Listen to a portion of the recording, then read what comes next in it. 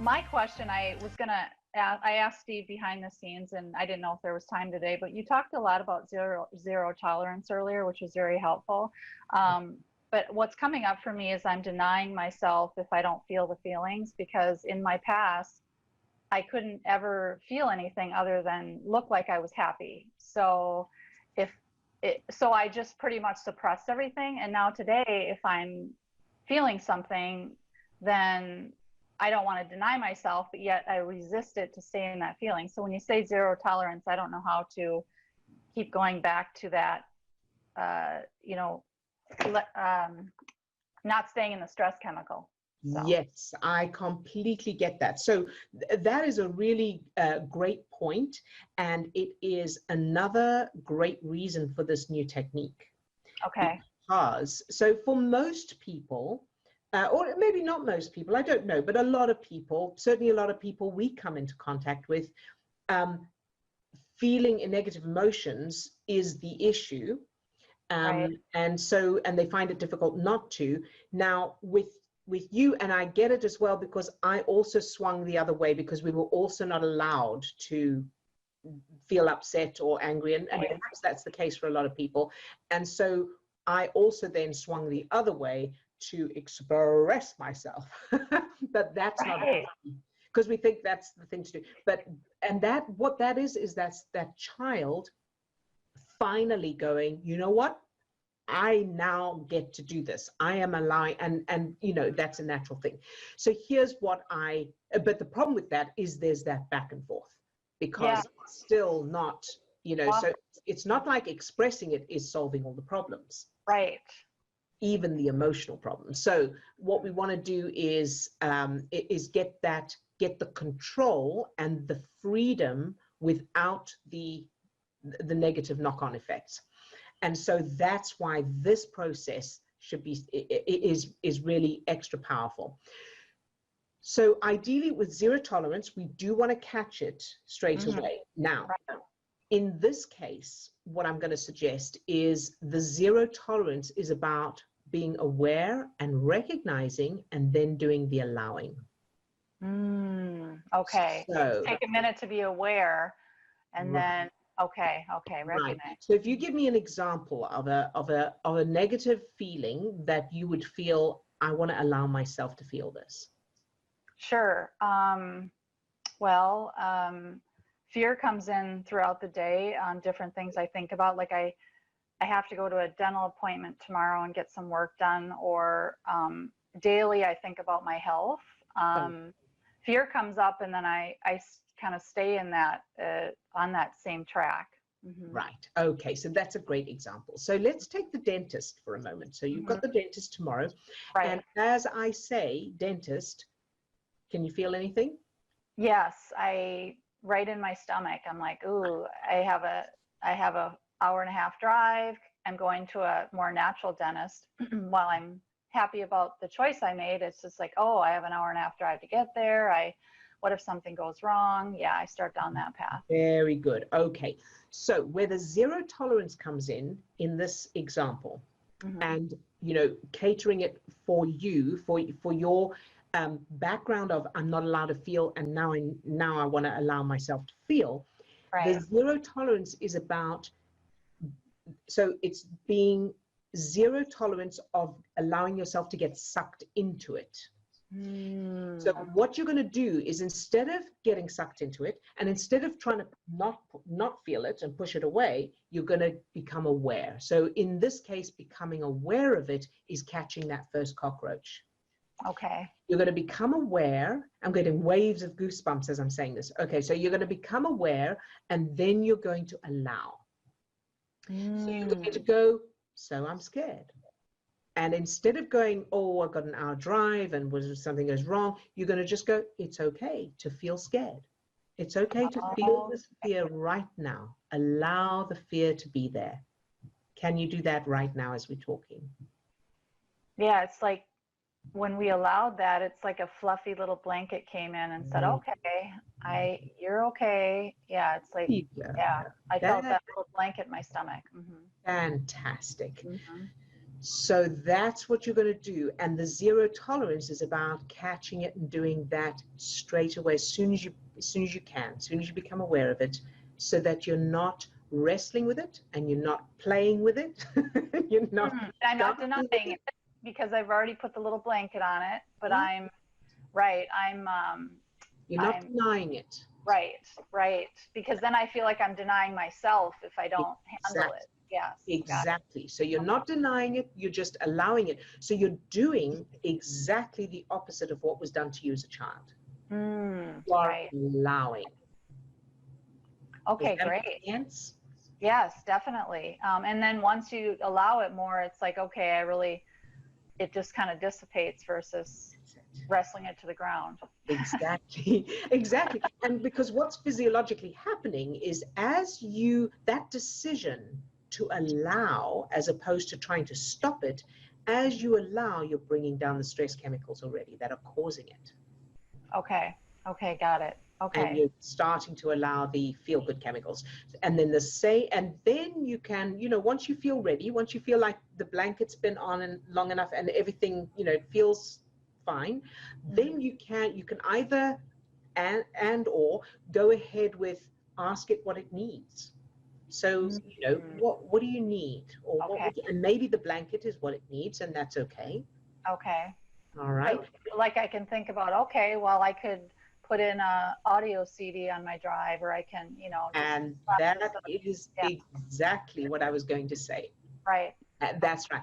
And because, so then my suggestion was, what could you do for that hour? What books could you listen to? Right. What could you enjoy? What could you do to enjoy that process? Yes. And so because you've already brought down those stress chemicals and you've brought your prefrontal cortex back online, you came up with that straight away. Yes, got it. Okay, right. So but because the blood had drained from that part of your brain before, while you were feeling fear, the thought didn't occur to you, the idea didn't occur to you yet. Makes sense? So that's a great example of prefrontal cortex being online or offline.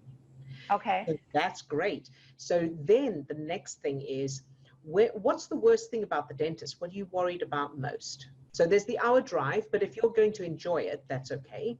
You can I can take the book on CD, whatever. Nice. The worst part about the dentist, I picked him because he's a biological one, and he's going to save my tooth instead of putting a crown on it. But the worst part is there's decay, the thinking about how did that happen? So there's decay, and there's this clean out process that he has to do first, and I don't want to have a root canal. So because I've had a bad one in the past. So it's basically just the fear of the worst thing that could happen. So. Okay, very good. So plenty there.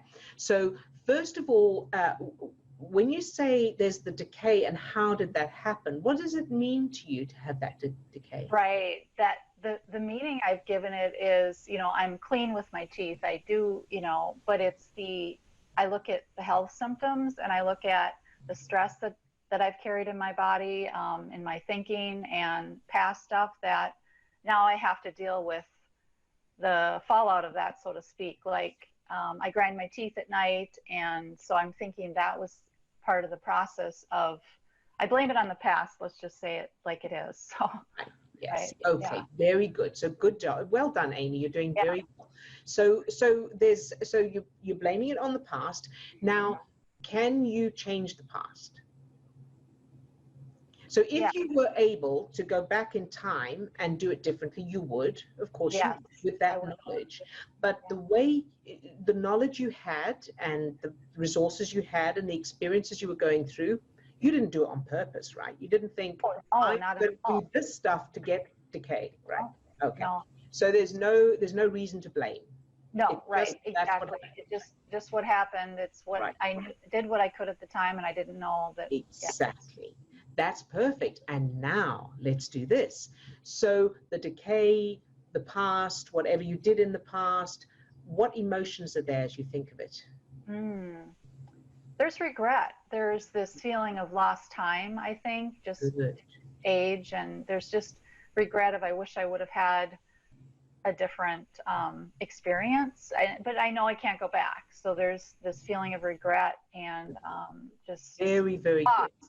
Yeah, Yes. loss. So I'm seeing a link to your childhood stuff straight away with the regret, Yeah. the loss and that kind of thing. Yeah. But first of all, let's just sit with the regret for a moment. So the same as with the fear, allow the regret. Feel the regret and just allow it to be there. Can you do that? Yeah, that's really heavy. Yes, it's heavy. Yeah. Good. So now allow it as if you're allowing a child to feel something. And just be there and just go, it's okay. It's okay to feel this heaviness.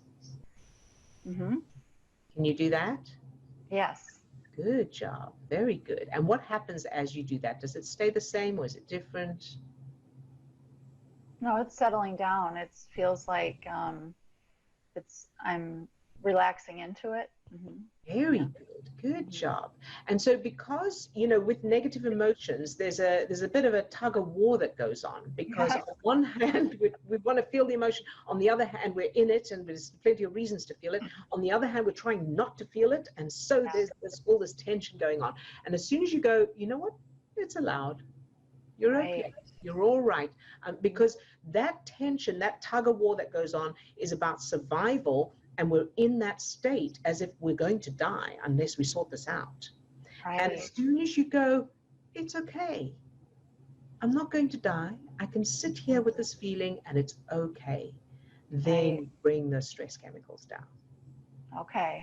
Does that make sense? Yeah, definitely. And I think I've been in stress chemicals so much throughout my life that normal things that people going to the dentist or a job interview, I get a little anxious, but I try to resist it because it's like, well, I don't want to keep that familiar feeling going. So I'm trying to do the opposite in those, normal situations. So that's it. And so that's why this new technique is so powerful, because doing the opposite means allowing it.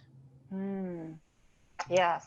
Because yes, you've done it before, you've danced with it, you've engaged with it before, and now you've been trying not to engage with it, not to allow it. But now just allowing it that's a very different perspective, right? And a very different experience. Definitely. Yes, definitely. Good job. Very good. And it puts you in control. It puts you in the driver's seat. So you can go, I am choosing to allow this.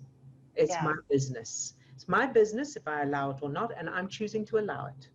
And then it'll just dissipate, and then, okay. And if it doesn't just dissipate, you can then ask it, what do you need? What did you need? And you can do the Ho'oponopono if you like. I'm sorry, forgive me, I'm sorry for rejecting you all this time, but now I'm allowing you. And I love you and all of that. And sometimes, for me, it switches to unconditional love immediately, allowing that feeling, loving it unconditionally. Okay. And that's another level again. Okay. All right. And so, go ahead. Yeah. No, you go ahead. It's all right.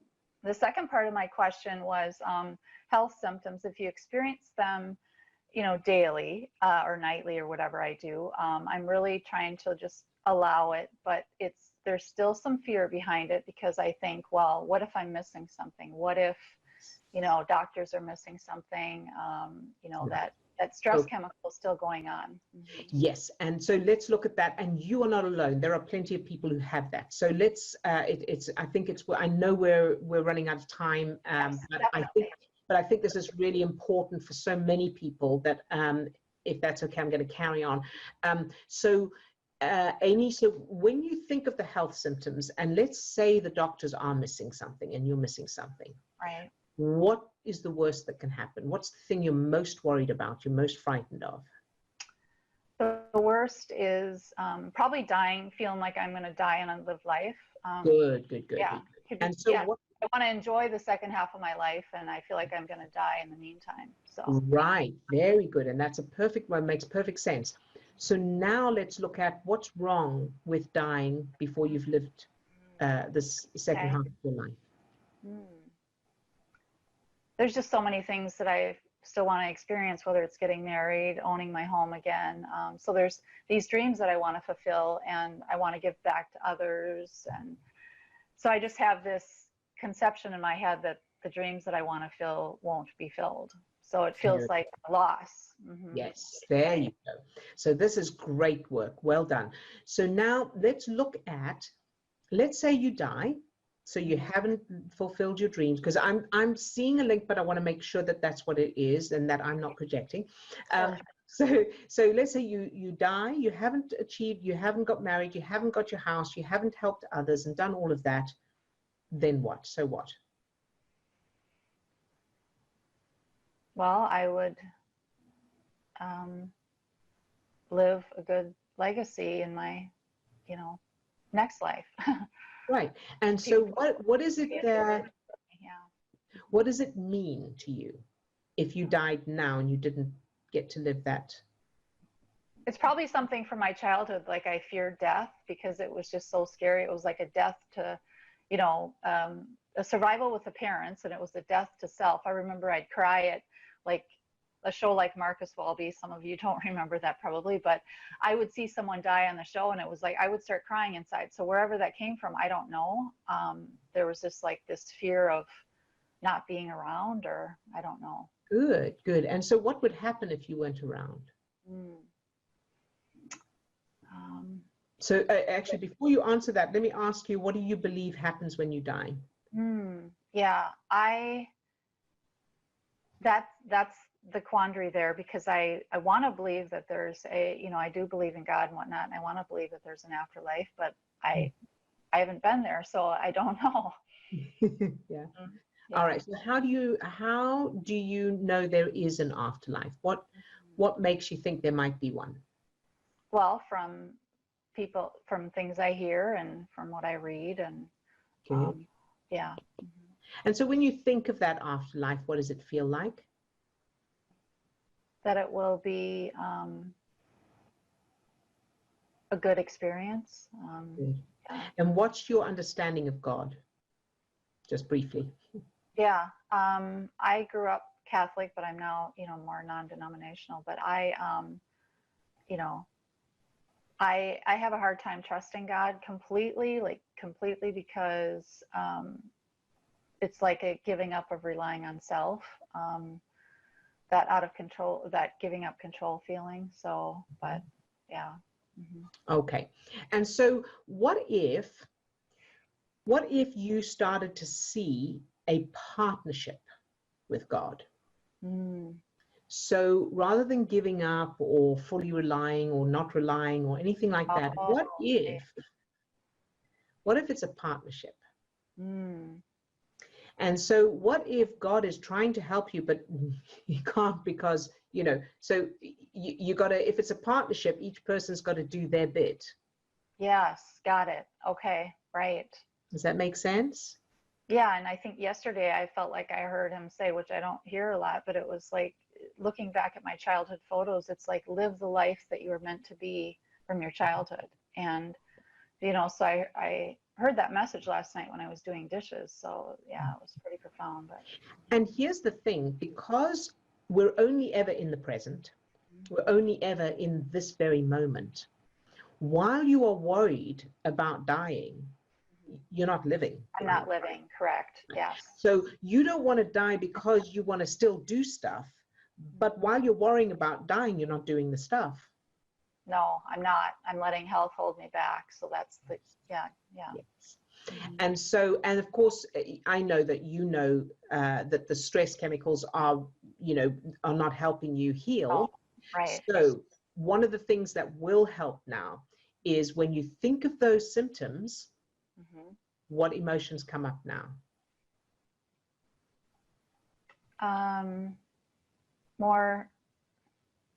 More like I will heal. It's just, takes time. That the comfort myself versus. Good. Very good. And reassure yourself. So that's good. Okay. And then give me an example of one of the symptoms that bothers you most. Well, when I wake up, like during the night, I have this and I know I've talked to Steve about it before, but I have this acid reflux for years where when I wake up in the night, it's like I have to sleep upright, or my stomach will burn, and I've done so much work around it that it's still there. So I feel like I'm still missing something. I was told years ago that my stomach muscle doesn't close properly, and that affects my eating and sleeping. So that's a big one. Yeah. That's a big one. Okay, so let's look. What does acid reflux mean to you? The fact that you've got this acid reflux, the fact that you've worked on it so much and you still get it, and you have to sleep upright. What does any or all of that mean to you?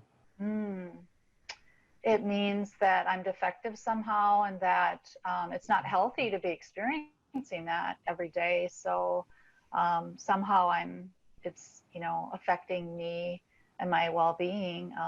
So I'm still resisting it. Good job. Now, what if you were to just allow it? Because it's not, resisting it is not stopping it anyway, right? Oh, it's not stopping it, right? Right. So what if you were to just allow it? So when it happens, what if you were to just take it as like it's raining? You know, it's raining, you can't make the rain stop, but you can get an umbrella out, or you can postpone a trip or whatever. So the acid reflux comes, you can't make it stop, but you can sit up, you can sleep up, or whatever those steps you take. Yes. But and so you're still taking the steps, but you're taking them with an attitude of allowing rather than whatever goes with, you know, the fighting it.